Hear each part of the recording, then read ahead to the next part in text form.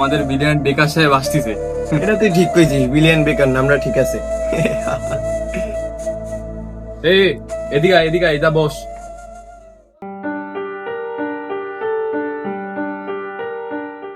ও মা, ওর একটা চা দাও। ওর চার সাথে বিস্কুট টিস্কুট দিও না, আমার এই সময় অভ্যাস নাই। আরে ভাই আমার ভাই থাম থাম, ও এমনি তো টাকা পয়সা দেওয়া লাগবে না, আমরা জানি, তো আমরাই তো দিই সবসময়।